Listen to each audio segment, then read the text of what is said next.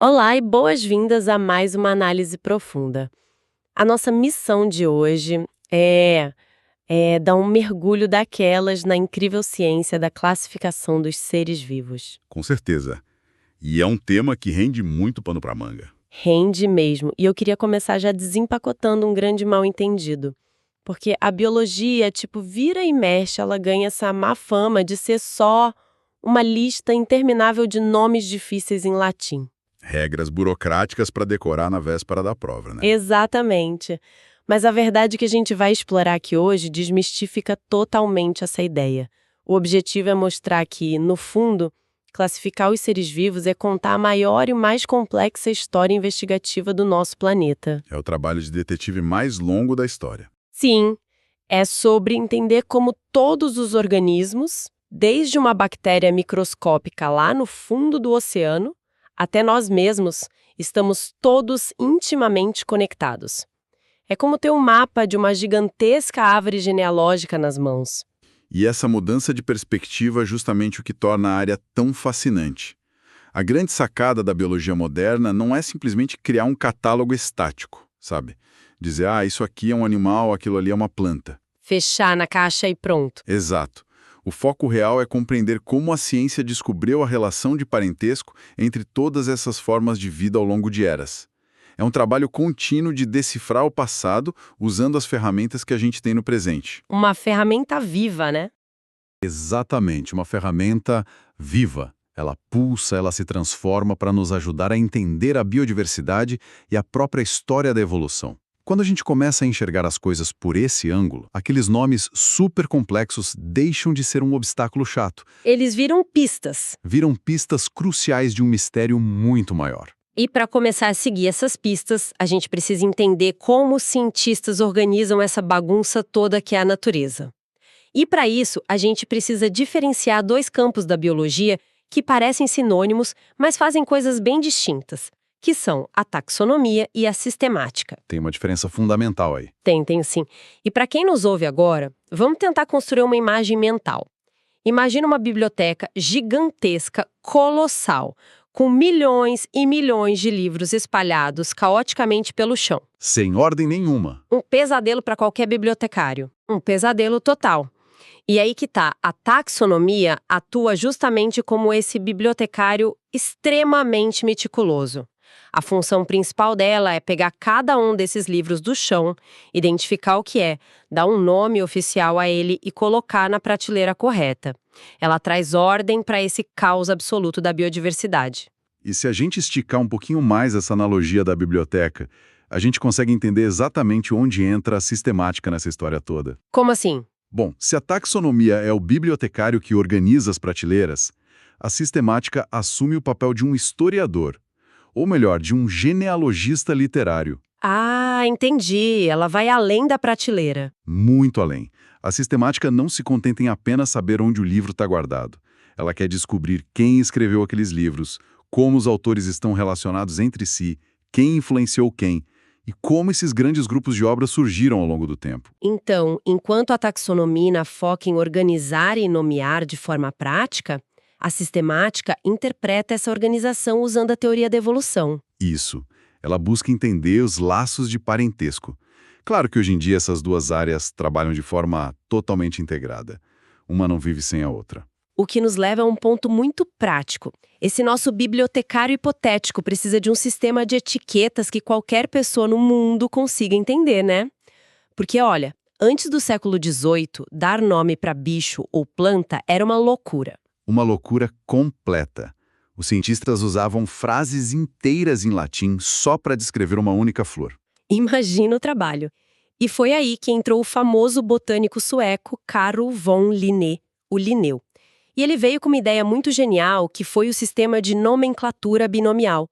Ele basicamente disse, olha, todo mundo precisa de um nome e um sobrenome. Uma regra simples que mudou tudo. Mudou. Se a gente pensar no nosso próprio caso, Homo sapiens. O primeiro nome, Homo, indica o grupo maior, o gênero. e começa sempre com letra maiúscula. A regra de formatação clássica. Clássica.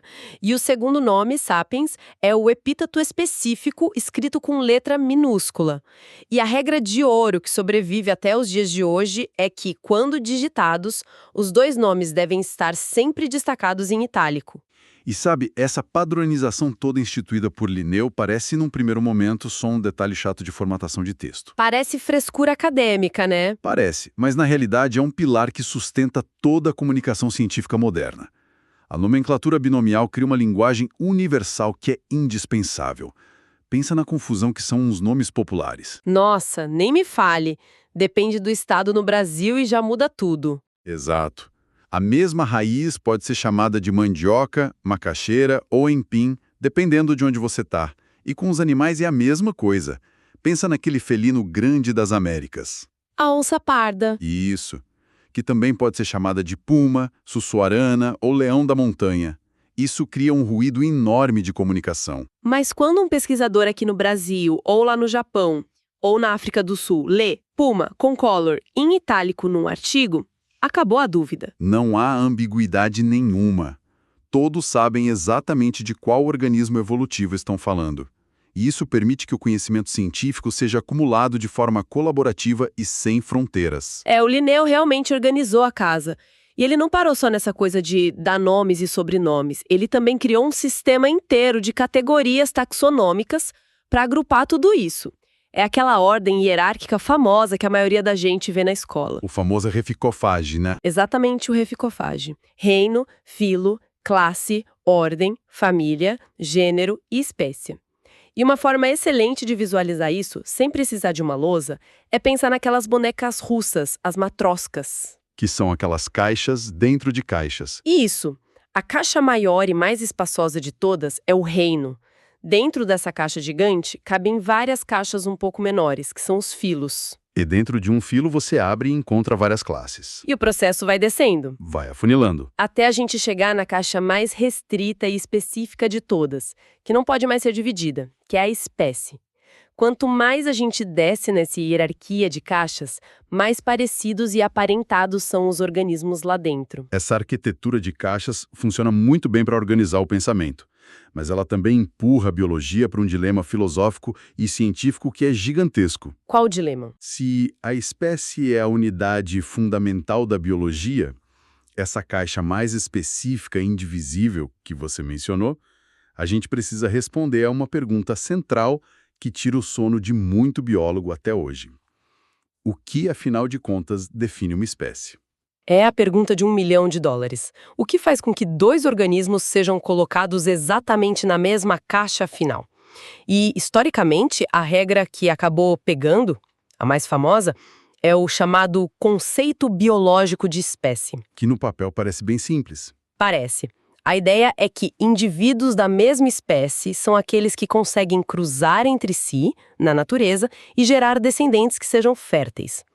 E o exemplo clássico que todo mundo lembra envolve o jumento e a égua. Um clássico absoluto. Se aconteceu o cruzamento entre um jumento e uma égua, eles de fato conseguem gerar um filhote, que é a mula. A mula existe, é um animal super forte, sobrevive muito bem. Só que tem um porém, a mula é estéril, ela não consegue ter os próprios filhotes. A linhagem para ali. Para ali. E como o descendente não é fértil, a biologia bate o martelo dizendo que o jumento e a égua pertencem a espécies diferentes. Fim de papo. É o caso perfeito para entender. A mecânica desse conceito biológico funciona de forma muito elegante para grandes mamíferos e animais que a gente observa no nosso dia a dia. Funciona perfeitamente. Mas a ciência exige pensamento crítico. Quando a gente tenta aplicar essa mesmíssima régua estrita para a imensidão da vida na Terra, o conceito biológico começa a mostrar rachaduras bem profundas. Ele tem seus limites. Muitos limites. Por exemplo, como nós poderíamos classificar fósseis de dinossauros usando essa regra? A gente tem os ossos de um Tyrannosaurus Rex de 66 milhões de anos atrás. Mas a gente não tem como viajar no tempo para observar se dois indivíduos daquela época conseguiam cruzar e gerar descendentes férteis. A regra simplesmente não tem como ser aplicada na paleontologia. Não tem como fazer o teste. Exatamente. E a gente nem precisa ir tão longe no tempo assim, né? Tem o problema gigante de como a vida microscópica se reproduz agora mesmo debaixo do nosso nariz. Com certeza. O que a gente faz com organismos que se reproduzem de forma assexuada? Uma bactéria, por exemplo, ela simplesmente duplica o próprio DNA e se divide ao meio para criar um clone de si mesma. Não tem cruzamento. Não há cruzamento, não há busca por parceiros. Então, se a gente for levar o conceito biológico de espécie ao pé da letra, ele exclui quase toda a vida microscópica do nosso planeta, o que é um absurdo, tremendo. É por isso que a biologia precisou evoluir. Ela teve que adotar critérios mais modernos e elásticos, tipo o conceito filogenético. Esse conceito não olha só para quem cruza com quem, mas ele leva em consideração toda a história evolutiva, as semelhanças genéticas e o parentesco. E definir o que é uma espécie continua sendo um dos debates mais calorosos dentro das universidades hoje em dia. E já que a gente está falando sobre como a biologia precisa constantemente se atualizar, consertar as próprias regras, vamos revisitar uma coisa que é monumental.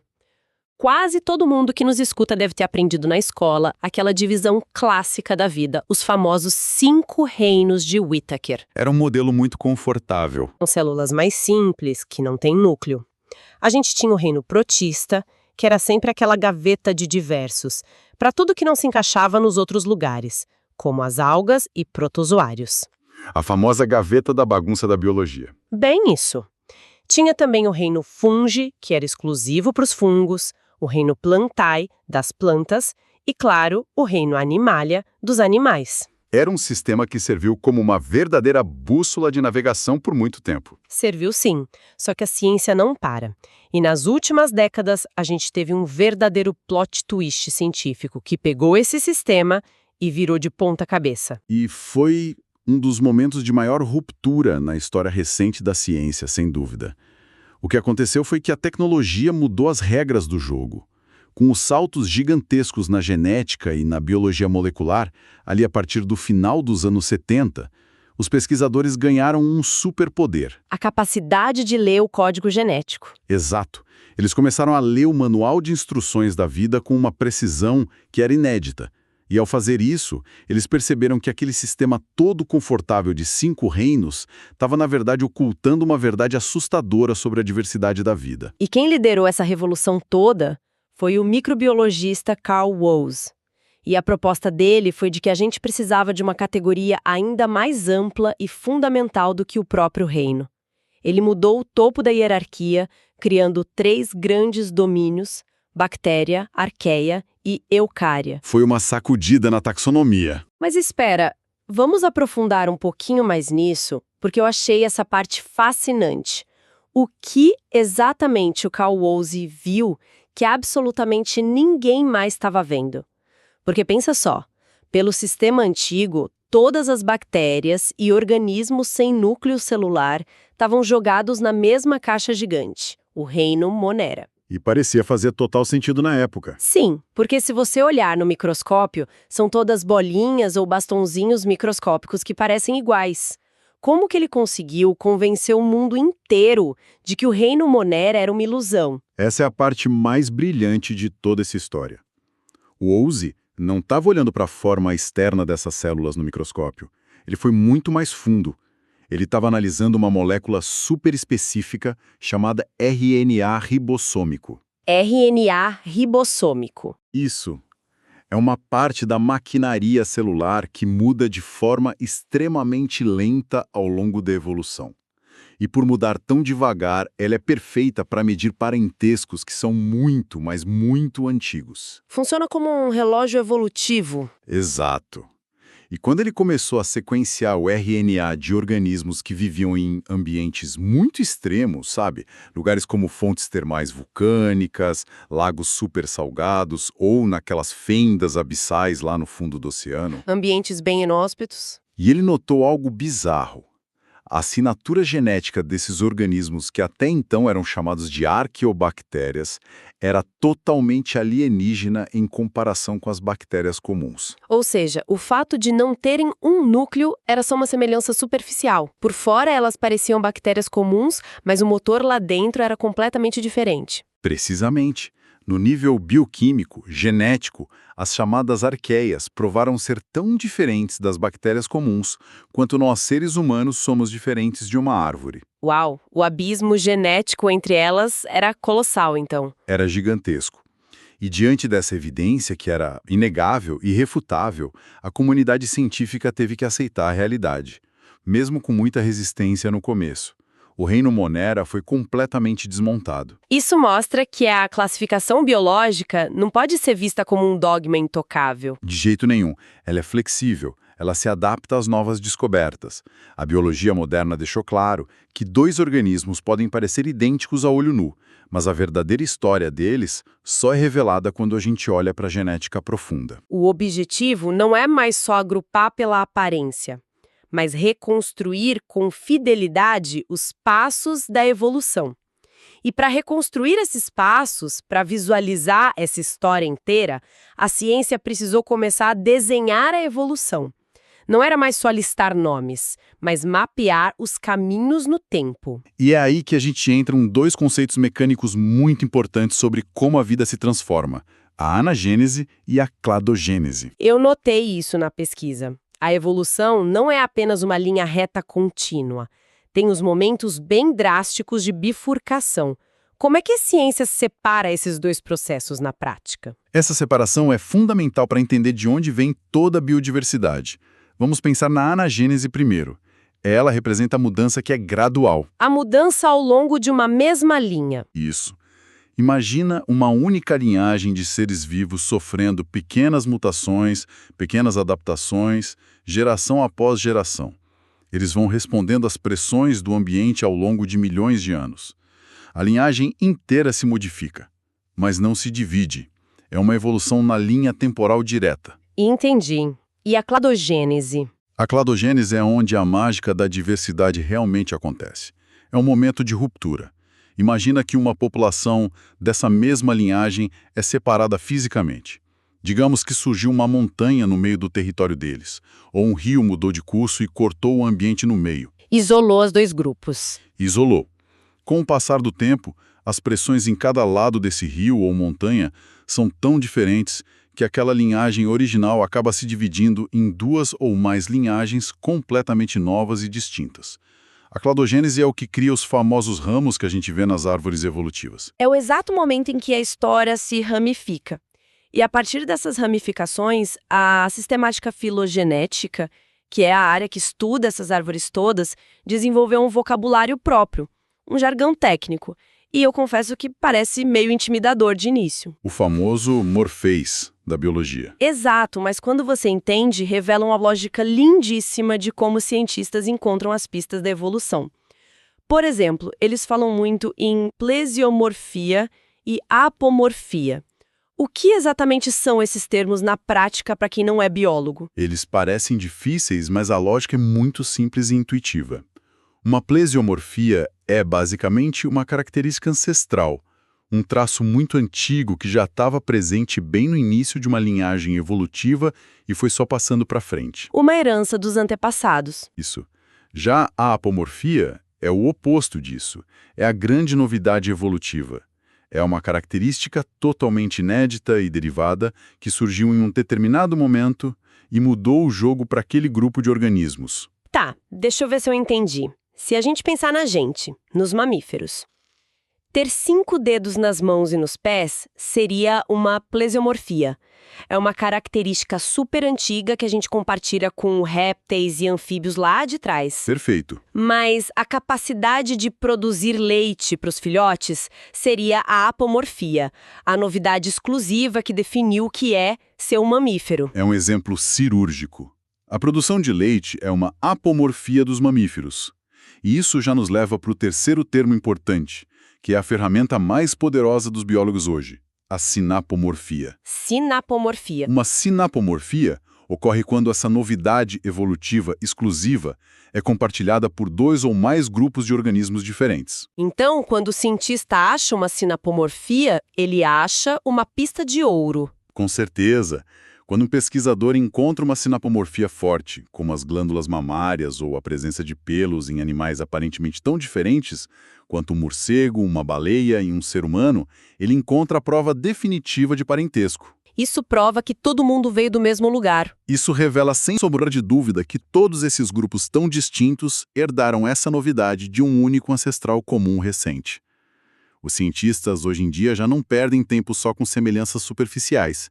Eles caçam ativamente essas sinapomorfias para descobrir quem é parente de quem. Certo. E aí, quando eles juntam todas essas pistas, todas as apomorfias e sinapomorfias, eles desenham os famosos cladogramas, as árvores filogenéticas. Os grandes mapas da vida. E para quem não está com o livro de biologia aberto agora na frente, vamos tentar construir um na mente do pessoal que acompanha a gente. Imagina um desenho parecido com os galhos de uma grande árvore sem folhas.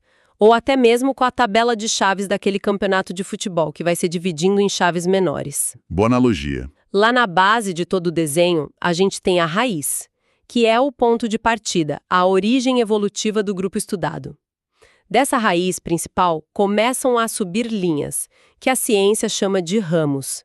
E esses ramos representam o caminho das linhagens ao longo de milhões de anos. E o momento mais importante do desenho inteiro é quando um ramo se divide em 2. O ponto de bifurcação. Isso. E esse ponto de bifurcação, que é gerado por aquela cladogênese que você explicou antes, é chamado de nó.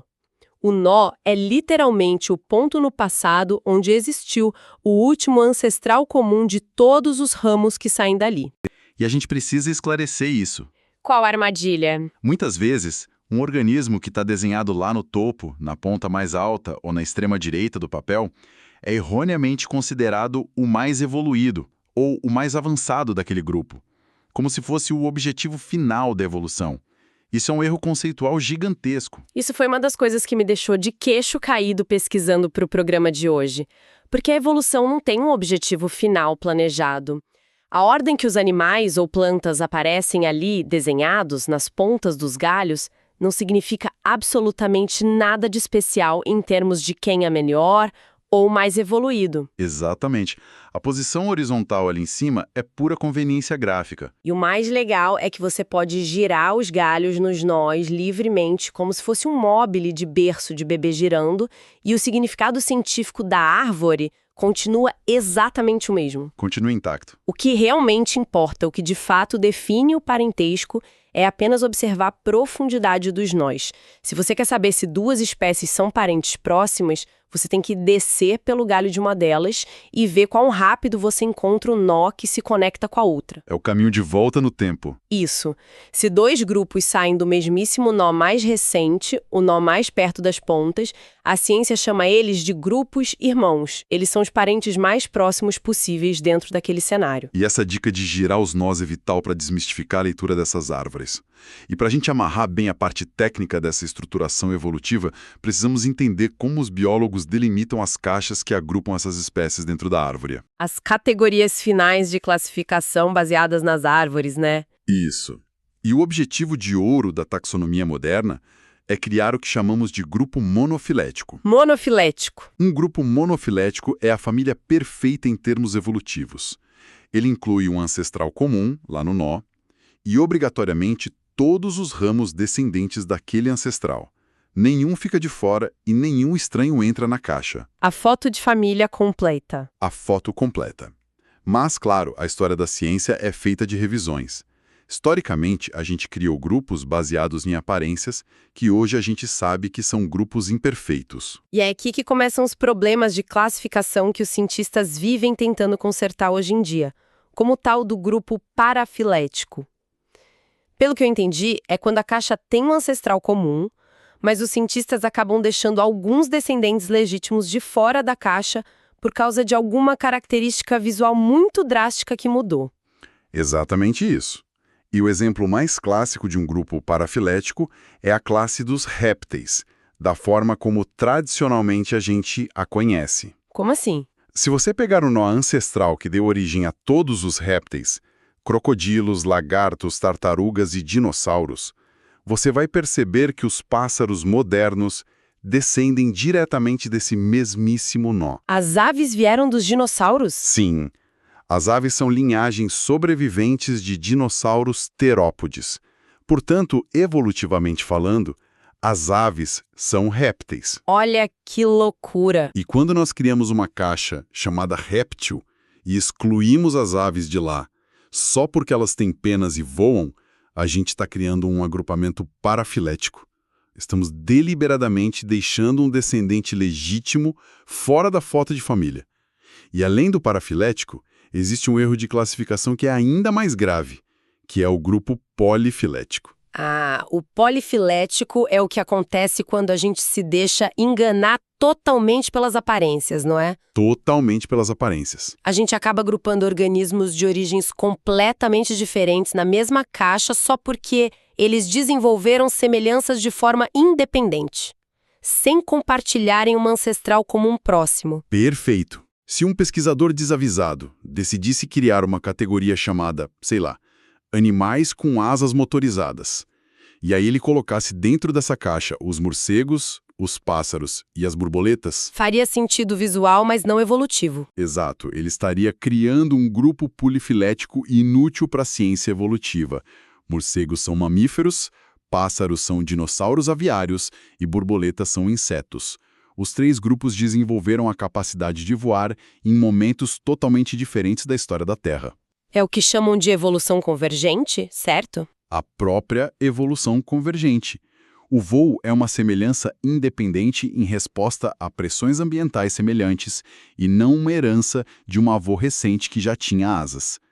A ciência trabalha duro todos os dias analisando o DNA para identificar e desmanchar esses grupos polifiléticos que foram criados no passado, justamente para reconstruir a verdadeira herança da vida. E isso mostra que a biologia não tem espaço para preguiça intelectual, a coisa profunda. Então, para a gente dar uma amarrada em toda essa nossa imersão de hoje, a grande mensagem que fica é a profunda transformação na forma como a gente enxerga o mundo natural ao nosso redor. Sem dúvida, muda a lente com que a gente vê a natureza. Descobrimos que a taxonomia e a sistemática não são ciências mortas, não estão presas em gavetas poeirentas de museus. Quando a gente vê um nome científico esquisito lá, escrito em itálico, ou quando a gente se depara com um cladograma complexo, cheio de nós e ramificações cruzadas, a gente não está olhando para a pura burocracia acadêmica inventada só para complicar a prova de aluno. De jeito nenhum. Estamos olhando para verdadeiros mapas históricos de um grande épico de sobrevivência. Cada categoria, desde o conceito biológico de espécie que falha com as bactérias, até o momento em que o Carl Woese reescreveu os grandes domínios da vida descobrindo as arqueias, tudo isso mostra o longo e tumultuado caminho que a vida trilhou. É fascinante perceber que, no fim das contas, todas as espécies do planeta, sem exceção, compartilham laços familiares profundos nesse gigantesco e ininterrupto mapa genético da evolução. A forma como você sintetizou o quadro geral captura perfeitamente o espírito científico. A ciência é, por natureza, provisória e investigativa. Isso levanta uma reflexão que eu considero fundamental para a gente encerrar o raciocínio de hoje e deixar ecoando para quem nos escuta. Por favor, manda a provocação. Vamos pensar no quão rápido e drasticamente o nosso sistema de classificação sofreu abalos. A gente saiu daquele modelo super confortável dos 5 reinos clássicos para os 3 domínios genéticos complexos em um intervalo de poucas décadas. E tudo isso desencadeado pelos primeiros avanços das análises de materiais genéticos. Então a pergunta inevitável é: o que mais pode estar oculto agora mesmo no DNA inexplorado da imensa e vasta biodiversidade terrestre? Que está escondido nas florestas e nos oceanos, né? Exato. Com o surgimento de tecnologias cada vez mais avançadas, com a inteligência artificial mapeando genomas complexos em questão de horas, e com o sequenciamento molecular tornando-se acessível e quase instantâneo, fica o questionamento final. Será que as árvores evolutivas que olhamos hoje nos livros e consideramos definitivas não estão prestes a ser completamente redesenhadas, viradas do avesso, pelas descobertas revolucionárias que nos aguardam amanhã? É um pensamento que definitivamente muda o jeito de olhar para a natureza na nossa próxima caminhada.